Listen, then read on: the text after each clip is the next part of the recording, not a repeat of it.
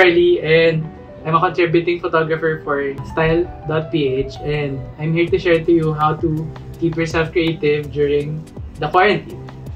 Okay. So the first thing you have to do is learn to slow down. So as creatives, medyo fast-paced yung life natin before the quarantine. Syempre, you have pre-prods, you have shoots, and then you have editing to do.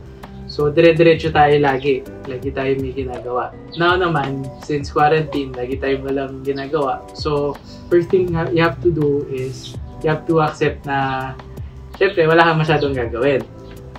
Ngayon naman, what I want you to learn is, you don't have to find a way na to do something. I mean, you can always rest, which is part of the point. Pero, I think what we have to learn during this time is just to slow down. Not really totally stop. So what do I mean by slow down? So take your time to relax, use your time to rest. So first, read self-help and inspirational books. Novels will also help. Like right now, I'm reading a book that I got from Big Bad Wolf. So it's It's Portraits. So she's my favorite photographer. Around the time na when I bought this, I didn't have any time to read it. And now na I don't have anything to do, so might as well open it. And I was really inspired by the things that I saw inside this book. Kasi, like, here are photos na live and living color na offer photos na they're really iconic. So medyo na-inspired din ako to make photos like this. And I'm not only reading photography books, so I'm reading up on ultimate logos for designers. So I think it's very important for us creative people na to read up on a lot of things. Like for example, ako yung logo design, business. So it doesn't stop there. Or like this book na I want to be creative. So these books helped me shape the kind of work that I'll be doing after the quarantine. So it really helps to keep your morale up and to look forward to doing these things that you read up on. Kasi right now, syempre, you're limited on what you can do. Okay, so next, watch critically acclaimed movies. Watch those who have really good directors na they're very creative, especially those movies that are visually stunning. So for example, favorite na director ko is Wes Anderson, and one of the movies that I like watching is Grand Budapest Hotel, or like Blade Runner 2049. That's also a good movie na looks futuristic, or Inception, or The Great Gatsby. Any movie na may Leonardo DiCaprio, that's something that inspires me to get into the details of that movie na I'm watching and recreate it in my own photography. Like, in terms ng lighting, in terms ng how the story was put together. I think me as a photographer, I can learn a lot from watching how a director does his movie, and I can translate it into photos. So something like that. So use that as inspiration, whether you're a painter, whether you're a musician, whether you're a graphic artist, you're also a photographer. Use it to inspire you to do new things. Okay, and then another point is take your time to rest. Because a lot of us creatives, syempre, when there's a job, we do it. And syempre, nakakapagod kasi sunod-sunod. Now naman na we have all this time to slow down, might as well use it to rest para our bodies can recuperate then. And last, you don't necessarily need to be a better person during this period. So you get to see a lot of people out there saying na use this time to be a better person, use this time to improve yourself, use this time to reinvent yourself. I think that just puts a lot of pressure on you.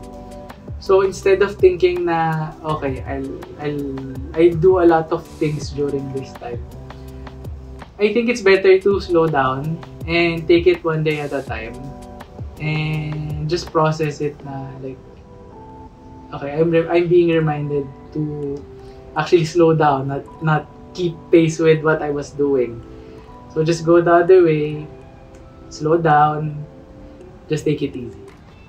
And then next, learn to build up on your skills. So first one is work on your own skills first. So I said kanina na try not to be a better person, pero might as well use the time that we have to improve on our craft. Yun, first, you use it to build your skills. So right now, I'm working on my own skills na like I'm a fashion and portraits photographer and I do digital content for brands. So I'm using my time to find ways for me to improve on my craft. So yung inaaral ko how to do my lightings better, how to post people better, how to communicate with people during shoots better, and I think it's very important for us to use this time to find resources to help us improve in our craft. So you have a lot of free online workshops na a lot of artists are offering now. So might as well use this time to take that opportunity to learn from them. So you have a lot of workshops done for photographers out there. You have workshops by different camera brands na they're doing it online. You just have to register, just find their Instagram accounts. Use this time, especially for those who are not professionals yet, you're doing it as a hobby.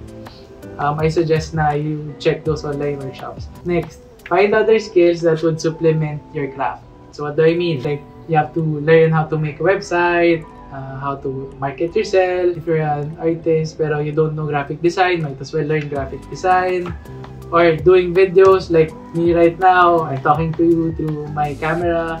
Or like totally starting a blog. That's also something you can start right now. And these are things that you can improve, that you can use to improve on your craft. Kasi it totally is a good way for you to sell yourself out there.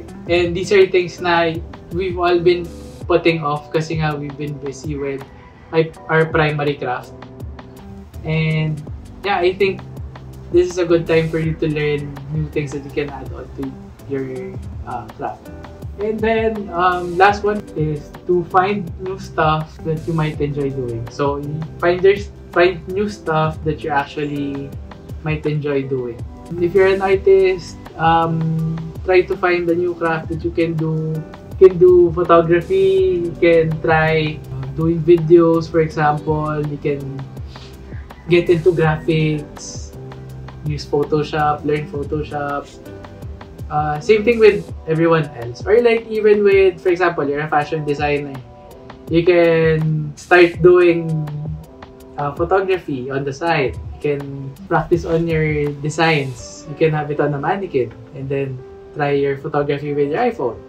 You can try doing nightscapes or just taking photos of our cats, how to make our cats look good or our dogs look nice.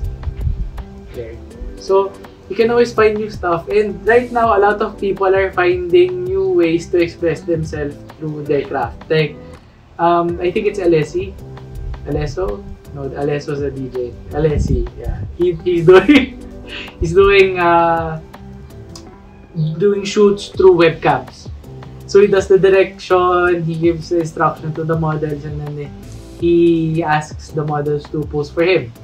And it's actually nice because a lot of people are able to put out nice work through doing those webcam photos. And it's a new way for them to express themselves by doing shoots with people several kilometers away from them or half the world away from them.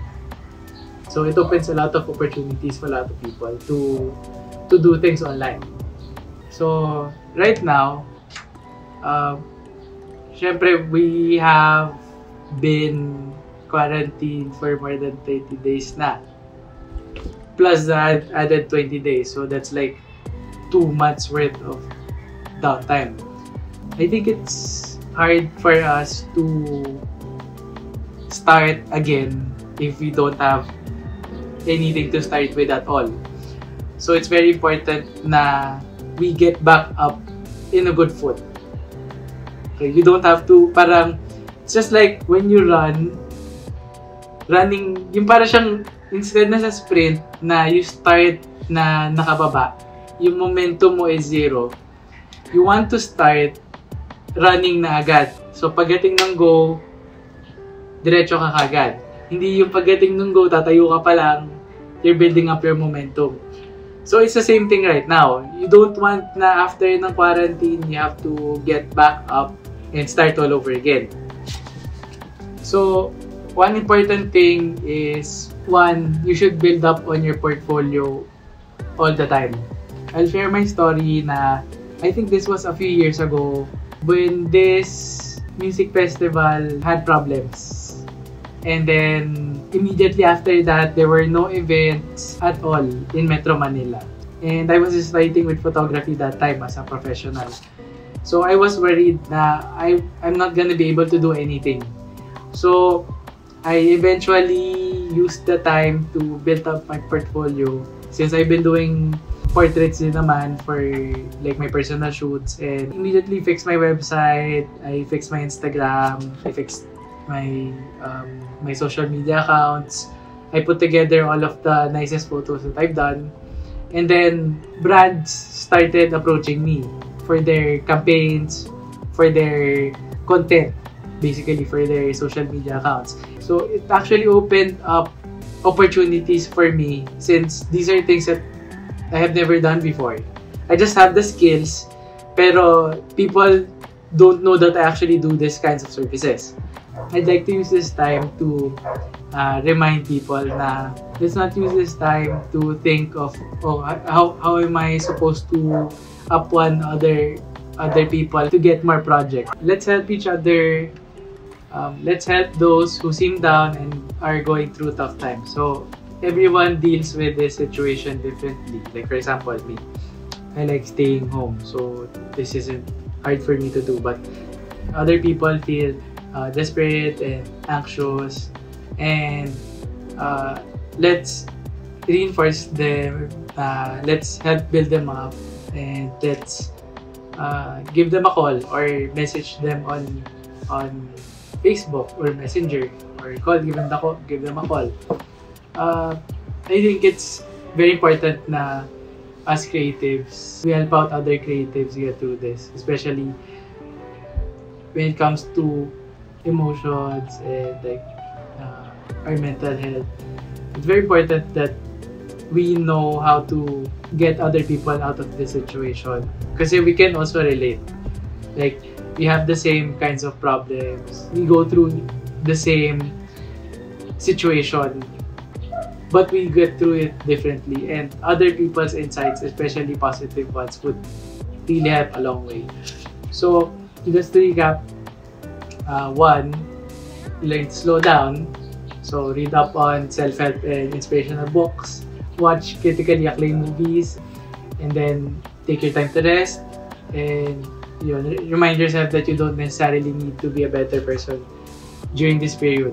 And then the next point is learn to build on your skills, work on your skills, like find online workshops to improve your craft, and then find other skills that would supplement your craft, like learn how to make website, how to market yourself, do graphic design, do videos, or how to make a blog. And then find new stuff that you might actually enjoy doing. So find something out of the box that you can try, and then you might eventually like. If you don't like it, just drop it, try something else. And then learn how to get back up, work on your portfolio, and then also find people you actually want to work with and figure out how you can get in touch with them. And then lastly, help those who seem down and are going through hard times. So let's be there for one another, and I just like to leave with saying na we're all in this together, and let's help each other out. We'll all be back to work soon.